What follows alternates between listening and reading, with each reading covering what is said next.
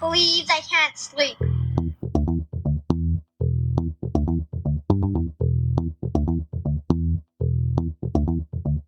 It's time to listen to Courtney at last on the Ramblings of an Insomniac podcast.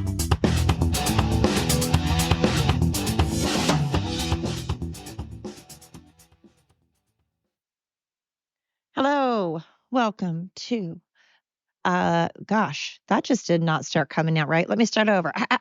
From the top. Me. Hello, welcome to another episode of the Ramblings of an Insomniac. I am Courtney, or as some little kids used to call me, Courtney, not with the K, like the Kardashians. Man, I get asked that all the time now. Thank you, Kourtney Kardashian, but I am the original. I'm the OG. I came before you, and it's spelled with a C. Anyway, I started doing a podcast and I was going on, and I was 19 minutes and 53 seconds into my babbling when I got interrupted by several phone calls and then texts, which I love because they were from my friends and I love seeing those. So that is great, not complaining. But the point is, then I accidentally went out of the program and it's gone. So I wasted 19 minutes and 53 seconds. But you know what? It's probably better because I was quite literally rambling in the most literal sense of the word. But I mean, that's really nothing different than I normally do. I suppose I always ramble. It's not like there's one podcast where I ramble less. I kind of, again, it's the whole name of my podcast that I ramble. So I never really speak coherent sentences, nor do I really say anything that's profound or enlightening or anything new, really. But that's okay. Again, the difference between my podcast and others is you hear this, my dog's barking obnoxiously in the middle of a podcast or panting or slurping up water. Hey, quiet. Henry, let the alarm go. Quiet. Gosh, un momento. Lord have mercy. Anyway, I usually don't say a whole lot that's, necessarily valuable. But the thing you get is you get this stuff. You get my dogs barking. You get them slurping up water in the background, panting in the background. You get the Amazon driver. You get birds. You get crickets, coyotes. You hear it all. You hear me walking around, and it's life. You hear life. You hear unedited stuff. Why take that stuff out? That's life. That's the best part of life. I mean, some people might want a really professional podcast where you don't hear all this crap in the background. But like right now, you're hearing birds. What if you live in an area where all you hear are car horns and the drilling of, a jackhammer or just city sounds? And what if you can't hear beautiful nature sounds like coyotes and crickets and stuff, and the birds and my wind chimes? I mean, not hearing dogs and stuff. I like that. Why edit it? Don't edit life. That should be a bumper sticker. Don't edit life. Although that said, I don't know, because there's a lot of weird ass shit going on that that could use some editing. I mean, man, the world has gone topsy-turvy. I'm going to say, I feel like we're in the Truman Show. And I'm hoping one day this is all some like alien experiment. I mean, I'd be really pissed off, but also relieved. I still think there are some aliens. I am standing by Anderson Cooper and Tori Spelling and Tom Cruise. I'm standing by that they're aliens. I don't know. Not because I think they're bad people or ugly or anything like that. I just, they have an alien-esque quality. I mean, Anderson Cooper has to be. I feel like it's a 99.9% chance. But actually, for the record, I don't like Anderson Cooper at all. And I don't know Tori Spelling, but she seems annoying. And I don't know Tom Cruise, but he seems pretty badass. Kind of crazy in some aspects, pretty normal and smart in others, and definitely a badass mofo, though. Jesus, wow. Don't think he's good looking like everybody else does. No offense, Tom Cruise. I mean, I'm not good looking either, so who am I to talk, right? I don't know. Ugh, that whole looks thing. I have this really big thing for men with jacked up, weird noses, bent noses, like jacked up like it's been broken or something, like the Tom Cruise or Luke Wilson kind of look, or like they've been in martial arts and they like got their nose broke. I don't know. It's for some reason I dig it. I really like it. So Tom Cruise's nose, I love it, but not a fan of the rest of him. I don't think he's good looking. I also don't find Brad Pitt good looking at all. I find him odd looking. He might be an alien too. I find Paul Rudd attractive for some reason. I like that nerdy, dorky. I mean, I hate to say that because nerdy, dorky is awesome. That's in. That's so 2024. But it's just, I've always liked the quirky, jacked up nose, smart, funny, quirky, kind of socially awkward dork. I love it. I don't know. Attraction is crazy, right? Like you see someone, you see two people, and I'm sorry, we all do this, so don't think I'm an asshole for saying it. I'm just going to say it, and we all think it. Whenever there's a really good looking person, or that we think is really good looking in our eyes, we view that person as really good looking, that is with someone that in our eyes seems very, very opposite in mannerisms, personality, and is very unattractive. You're like, what in the hell? How did that happen? But there's always opposites attract. And it goes to show you, and this is what I love about humans, is that just because someone finds you beautiful or handsome, that beauty is only one part of the equation. And that how we view, how each of us view beauty is just like they say, it's in the eye of the beholder. And I love that because maybe that person that is considered the really attractive one, maybe they actually find their partner really attractive and we don't. Or maybe they don't find their partner necessarily super good looking. I'm sure they find them attractive because you can't be with someone that you don't find attractive at all. I mean, maybe you don't find them hot or super sexy, but you have to find them at least somewhat attractive. Maybe if it's their personality that even makes them look attractive, but still, that person has to see them as at least somewhat attractive. But it goes to show you that personality counts, unless that person is just loaded and they're just dating them because they're a gold digger. I don't know. There's that option too. There's, oh, hello. See, this is what I love. On what other podcast can you hear that unless you're listening to like a horse podcast? Hi, baby. God, horses are the best thing in the whole world. Horses and dogs. Something to be said about equine therapy. It's a genuine thing. I just totally switched topics. I'll stick with what we were talking about and then we'll circle back. This is why I need to have a plan when I do these podcasts where I'm like, I don't have a plan. I don't have a topic. Usually I never have a plan. I never have a plan, by the way. I'm not prepared. I'm just like, I'm going to talk about this certain topic today. And then I do my podcast on that topic or topics. But I never have a plan as far as like nothing's written out. I don't take notes. I just kind of wing it, which you can tell because I don't sound professional. And it's probably why not a lot of people listen to me because I don't edit and because I don't censor and because I just babble and I don't have topics that I, have statistics on and research and really it's probably why. But I'm going to still stick to not editing. I'm going to stick to just talking about what comes off the top of my head. And that's how it's going to be. So it might be all over the place. It might be hard to keep up with. I don't know, but it's how I am. I mean, Ben Shapiro talks a lot faster than I do, and people keep up with him. And he kind of is all over the place sometimes. So, Anyway, topic is good looking versus not. Either they're a gold digger or they actually see that that person in their eyes is beautiful and that I love that it can be actual personality makes that person better. And then there's then there are the thing where you have two good looking people and they somehow have a really ugly child. I've said this forever. If you watch like Miss Universe pageants, it always cracks me up when they pan out to the parents and the parents are like super ugly. And then they're like, how in the hell did you make that beautiful child? And then the opposite happens. Two beautiful parents tend to make an ugly kid. Have you noticed that? It's like math, two negatives equal a positive, but I don't know. It's crazy because I'm telling you, two pretties make a negative. I don't know. And then when you've got one pretty and one not, well, then it's 50-50. Then your odds are it's a coin toss.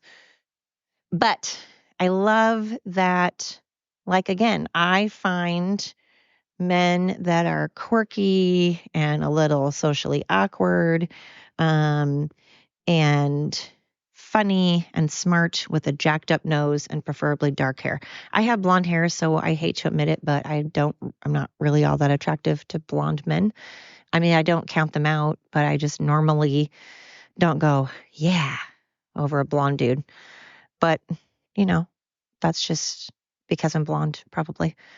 But anyway, it's funny how like my friends and I, who we find attractive and what qualities we find attractive in a person.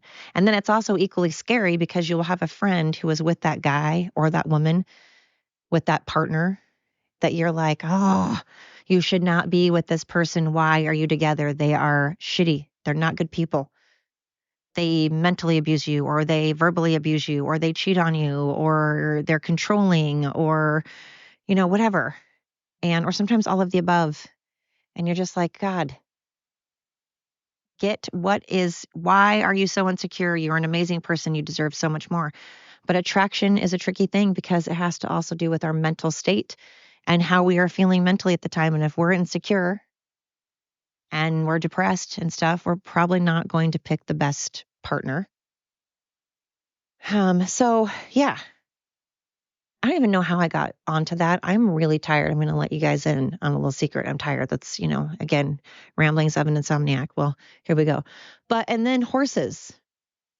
I have to say things before I forget. Horses, equine therapy is a thing. I love that I am so blessed and so grateful to be living next door to neighbors that have horses. And they will do this thing where they'll just run across the field. And God, it's therapeutic. It's so amazing to watch them run. If you haven't watched a horse run, do it. It's just whether it's on TV, look it up on YouTube, or if you have horses around you, God, they're just amazing creatures. And I love when you can get a horse that doesn't like most people, that just hates most people, will try to buck them off or nip at them or just doesn't like them. But then they're around a child with special needs or a child in general, and they're so kind and they're so tolerant. It's like they just know. And I love seeing animals like that in general. Dogs, any animal, cats, snakes, pigs, I don't care, that have that compassion and can sense when to be kind or not. And horses, man, it's a toss up between dogs and horses. I think they're both number one, but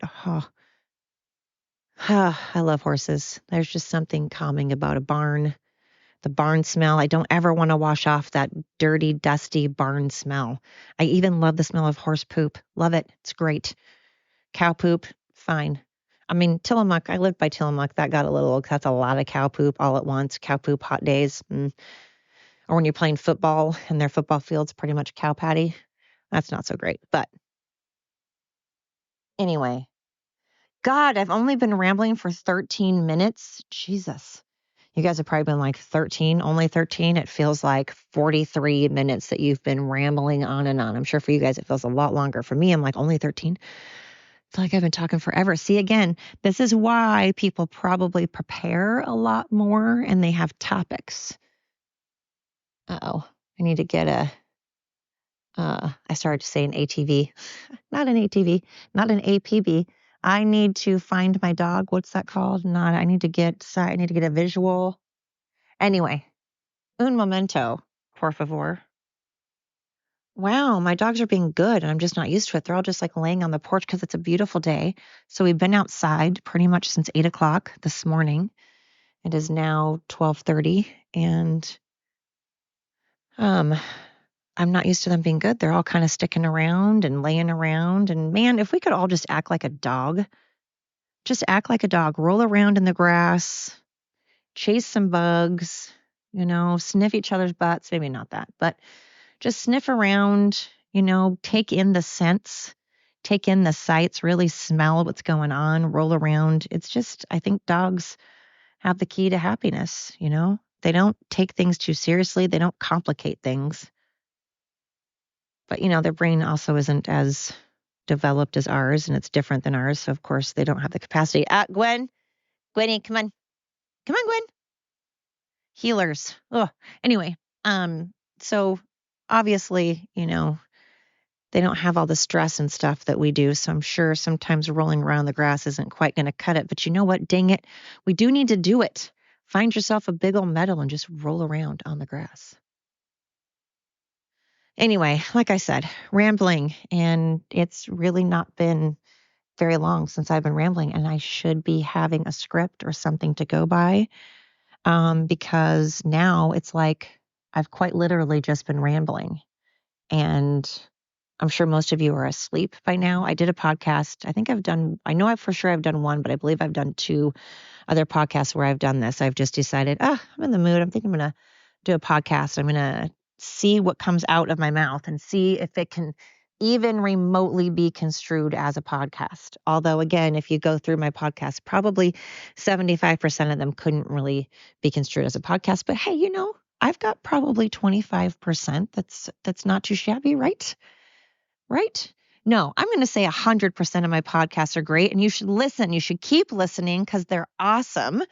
And you never know. What if the next podcast, what if you stop listening today and then you miss out on the best podcast the next time? And what if all your friends are like, did you listen to Courtney's latest podcast? And you're like, no, I'm sorry, I stopped listening. Then they're like, wow, really? What? Why? So you should keep listening because, again, it can only get better and better, right? But I should have a script. And I don't. And then I just pull stuff out my butt. I used to do that in high school. I used to love essays. I don't know, a lot of people did this, but I had a teacher. I loved her to death because she didn't take my shit. No meant no. She did not give me an inch. And she was hard on me because she's a good teacher. And that's how good teachers should treat you. They should be hard on you. And so she made me at my best, but she would call me out when I was full of shit. And I loved it because I loved essays because I thought I could BS my way out of it. I could just talk my way out of it. And I could just write a bunch of generic, general things. And if I skimmed the book, I could, throw in enough information that somehow I could BS my way around it. And a lot of teachers, unfortunately, fell for it because they either didn't read it and they just didn't feel like they're doing their job, or they read it and they just didn't have high standards. But Miss Robnett, she read stuff.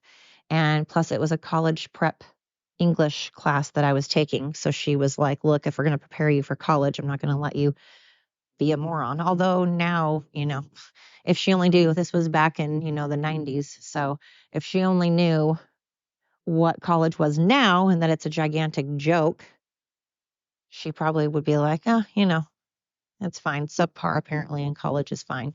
Not knowing facts and not being able to read or write is great. But at any rate, I used to love essays because I could just BS my way through them. And she was like, no. And she back then, again, back in my day, you had to actually write stuff with your hand with this thing called a pencil.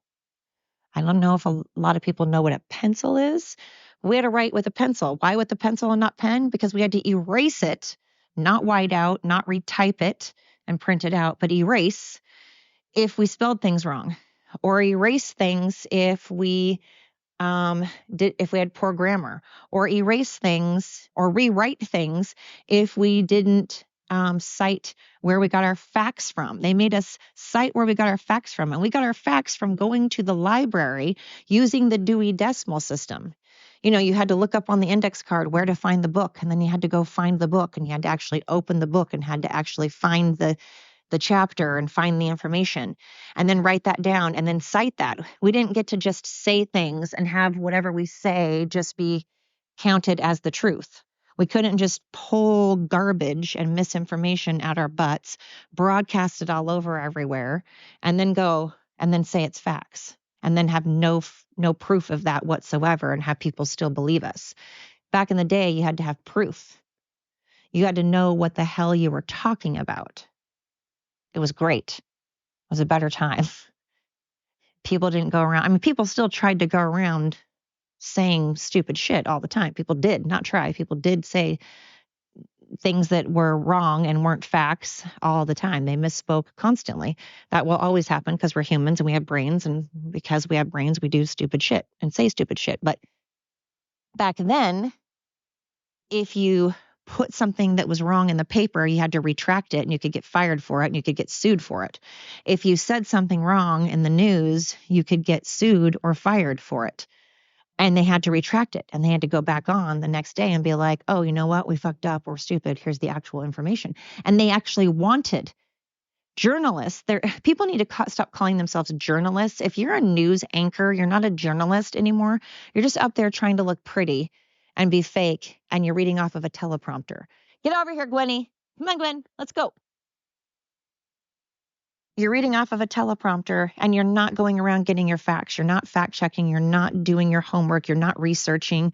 You're not going to the countries or the places that you're talking about and talking to the people and getting involved in the culture and immersing yourself in your news story, in your piece. Actual news anchors, actual journalists went to the site. They gathered facts and statistics. They gathered information from all points of view, all aspects. They don't do that anymore. And back then you were held accountable if you didn't. So when I went to school, we actually had to write things down and go get information, not off the web, especially biased web, that computer programmers that graduated from colleges that are far, far left and crazy program the AI to, be picky and choosy, and post things that aren't necessarily factual. But back in the day, it was a different standard. It was a different time. We had standards. We seem to have morals and ethics. They have now gone out the window. No standards, that's for sure, especially in Oregon. Again, when you can graduate without knowing English, writing it, speaking it, reading it, or basic math, then obviously information and facts and stats are not something that we care about anymore. But in my day, we did. And it was nice because I liked teachers that held you accountable. And again, I do these podcasts, and when I do my homework and I do my research, it's probably a better podcast. When I'm on here doing what I am now and just babbling and winging it, it's probably not as great of a podcast, See how I circled around? I did circle around. You were wondering, you were like, she is on so many different trains right now. She is on so many different topics. But look, I circled back around. I made them all fit. See, that's my skill right there. I tied it all in. I started to go one way with the horses and the dogs, tied it back in. Started to go one way with the babbling and the essays and the teachers, circled back around. See? Yeah, professional right here. I may not be using professional equipment and be acting, necessarily professional all the time, but look at that. Anyway, point being, this is like my podcast called The Podcast That Never Ends. I just felt like doing one. It was a beautiful day. And while my dogs were outside, I figured, what can I do while they're outside? I've already exercised them a boatload. So what can I do? God forbid I say, I know, I'll go do yard work, which needs to be done. Or God forbid I say, I know, I'll be productive out in my yard and pull some weeds or mow. But no, I didn't. I said, I'll do a podcast and babble incessantly and somehow tie it all back in, though, to, hey, what can we say? Prepare. Like the Boy Scouts say, it's always good to be prepared. Always be prepared. Or Smokey the Bear. No, he says, only you can prevent forest fires. Both good advice, though, really. But hey, my point is, be prepared, do your homework, know what you're talking about, unless you're doing a podcast called The Ramblings of an Insomniac, in which case I get to babble because that is what it's all about. But hey, thanks for your time. Thanks for listening to another episode of The Ramblings of an Insomniac. Until next time.